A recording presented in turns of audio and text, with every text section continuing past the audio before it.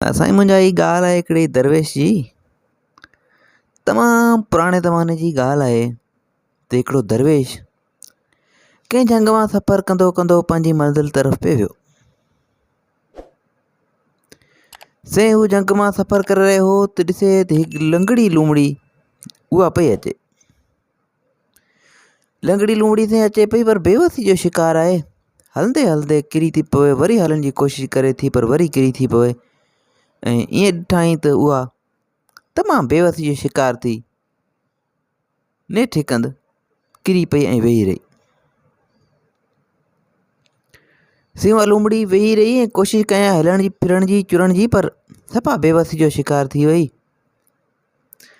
साईं हिते दिलि में ख़्यालु आयो दरवेश जे दिलि में ख़्यालु आयो त हिन लूमड़ी जे हाणे रिज़्क जो इंतज़ाम कीअं थींदो।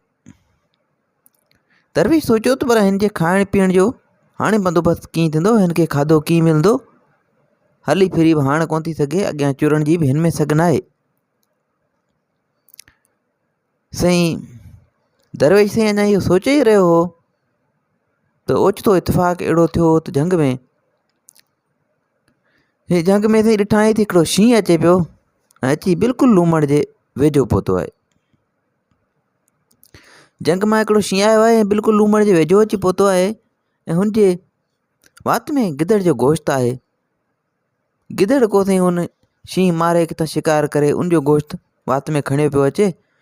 साईं शींहुं त बादशाह हूंदा आहिनि, सो गिदड़ जो कुझु गोश्त पाण खाधाई ऐं बाक़ी जेको हो हिसो उहो उते ई लूमड़ जे भर में हुनजे वात मां निकिरी वियो या वात मां कढियाईंसि। बहरहाल इतफ़ाक़नि गोश्त जा टुकर उते अची किरिया लूमड़ जे भर में। साईं गिदड़ जे गोश्त जा टुकरा जो शींहुं जे वात मां अची लूमड़ जे भर में किरिया त लूमड़ छा कयो जो उहो गोश्त खाई वरितो ऐं पंहिंजो पेट भरियईं। दरवेश साईं जॾहिं इहो ॾिठो सॼो वाक़ियो ॾिठाई त उनखे हिकु इतफ़ाक़ सम्झी वेही रहियो। दरवेश सोचियो त इहो त हिकिड़ो थियो इतफ़ाक़ जो अॼु लूमड़ खे खाधो मिली वियो, पर हाणे हीउ वरी पेट कीअं भरींदो, सुभाणे हीउ कीअं खाईंदो पींदो। सो साईं उहो सोचे करे दरवेश सिफ़त माण्हू उहो दरवेश उते ई वेही रहियो।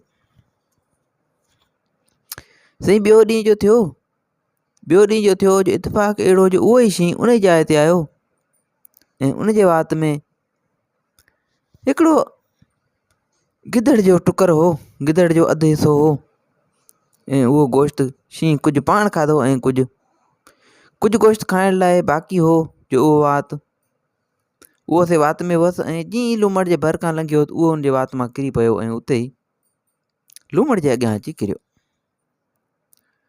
साईं मुंहिंजा लूमड़ बाक़ी गोश्त बि खाई छॾियो ऐं पेट भरियो। अहिड़े तरीक़े सां लूमड़ जो ॿियो ॾींहुं बि गुज़री वियो। साईं इन खां पोइ दरवेश टे ॾींहं बि वेही रहियो। टे ॾींहं बि साॻियो इतफ़ाक़ थियो त दरवेश सम्झी वियो त रिज़्क अलाह ॾिनो आहे ऐं हुन दिलि में फ़ैसिलो कयो त मां बि पंहिंजी रोज़ी जी ॻोल्हा न कंदुसि। दरवेश फ़ैसिलो कयो त हाणे आउं बि पंहिंजे खाधे पीते जी रोज़ी जी ॻोल्हा न कंदुसि ऐं अलाह ताला मूंखे बि लूमड़ी वांगुरु कंहिं रस ज़रिए कंहिं वस ज़रिए मूंखे रोज़ी ज़रूरु ॾींदो। सो आउं हाणे महिनत मज़दूरी न कंदुसि, न ई किथे ॻोल्हा करे कंहिं उताक ते वेंदुसि जो मूंखे को खाधो का रिज़्क रोज़ी मिले। साईं मुंहिंजा उहो फ़ैसिलो करण खां पोइ उहो दरवेश उतां निकितो ऐं उहो फ़ैसिलो करण खां पोइ दरवेश हिकंद वञी किथे सुकून सां वेठो। हुनखे पक हुई त हुनजो रिज़्क बि हुन ताईं पहुचंदो ऐं हू हिकिड़े हंधि कंहिं वण हेठां कंहिं ॻोठ जे पासे सां सुकून सां वेही रहियो। साईं हिकु ॾींहुं ॿ ॾींहं पर केतिरा ई ॾींहं गुज़री विया, पर बग़ैर कंहिं खाधे पीते जे दरवेश उते वेठो रहियो। साईं काफ़ी ॾींहं गुज़री वञण खां पोइ हू जॾहिं कमज़ोरी जी हालत ताईं पहुची वियो, पर हुनखे कंहिं बि खाधो खुराक अञा न पहुचायो, पर दरवेश साईं उते वेठो रहियो। साईं मुंहिंजा ॻाल्हि था कनि त उन ई दौरान इतफ़ाक़ अहिड़ो थियो जो भर वारी मस्जिद जे महिराब मां आवाज़ु आयो त ए दरवेश छा तूं चाहीं थो त तूं लूमड़ थियणु चाहीं थो? छा दरवेश तूं लूमड़ थियणु चाहीं थो या शींहुं थियणु चाहीं थो? जेकॾहिं शींहुं थियणु चाहीं त शींहुं पंहिंजो शिकार पाण करे, जंहिं मां पाण बि खाए ऐं ॿियनि खे बि खाराए थो।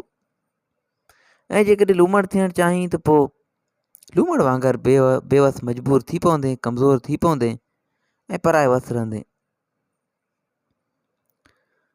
सिमुझा इन सॼी ॻाल्हि जो मक़सदु इहो थियो त रोज़ी त अलाह त ॾींदो आहे, पर हुनजो मतिलबु इहो न आहे त बंदो पंहिंजे हथ ते हथु रखी वेही रहे।